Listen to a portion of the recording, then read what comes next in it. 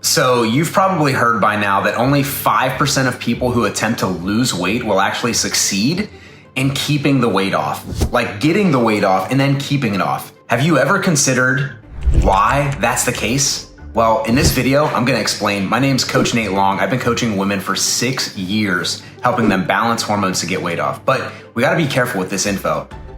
Diet programs like Weight Watchers, Noom, Optavia, they don't want you to know this info because they worked hard to get the industry to the point of raking in over $61 billion per year. And the key to their success is that they know that 95% of their customers are gonna lose weight, gain it back, and then spend more money with them. They even publicly brag at repeat customers. And yeah, I'm looking at you, Weight Watchers. Meaning, the more you fail, the more you stay with them, the more money that they make. I would really hope that if we're spending $61 billion on something every single year, that we'd be way more successful than 5%. Some even say it's 4%, but here we are. The reason is simple. Most people who attempt to lose weight fall into one of 3 categories. And those categories are, let's call it the good, the bad, and the ugly. So the good, I'm gonna learn the psychology and I'm gonna learn the science behind weight loss and get some accountability to learn the process of behavior change and habit formation to be able to do this for the rest of my life. The bad, I'm going to sign up for Weight Watchers, Noom, Optavia, etc., and lose 20 to 30 pounds. Then, gain it back, try it again, then gain it back again, and then keep doing it for decades of my life. And then we have the ugly. And this one might be worse. I'm going to learn a bunch of stuff about metabolism, hormones, body composition, whatever, and then I'm gonna sit around and do nothing about it, or I'm going to just do it on my own while pretending like I know what to do, I'm just not doing it. And here's the tricky part. No one wants to identify themselves in the bad or the ugly. Nobody wants to say, oh, that's me. Yep, that's this guy. But no one also wants to be a part of that 95% that fails either. And the problem with most people is that most people don't think they're most people. You know what successful people admit openly and freely? That they're biased, that they have blind spots. The best athletes in the world hire the best coaches, even though they know what to do. Now, you sitting on the other side, I love you by the way, you may be thinking, yeah, but those athletes make millions of dollars and they can afford it. Yes, now that they've made it, they can afford those top tier coaches. But what do you think they did before they made it? They still hired coaches and trainers. Unsuccessful people think in terms of cost. Successful people think in terms of value. The irony is that people who look for the cheapest options end up spending the most amount of money on the thing. They spend the most time on the thing with the least amount of progress, which is why they become repeat buyers and pump money into that machine. The psychology and science behind weight loss is actually insanely simple. It's something that we've perfected, which is why our clients graduate and keep results for their life. They're living in the 4 to 5%. They stop thinking in terms of discipline and willpower, and they start thinking in terms of habits and routines. They stop worrying about motivation, and they start worrying about keeping the commitments that they make to themselves. They don't just don't just learn about fueling their metabolism and supporting their hormone health. They do it with proper guidance and the right support.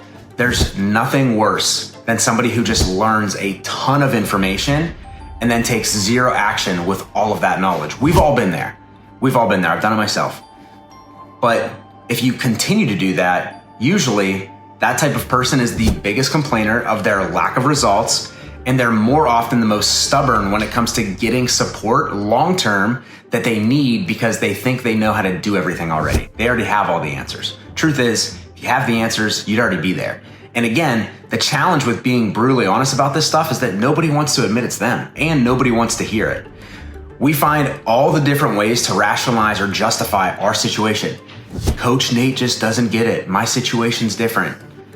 I love you.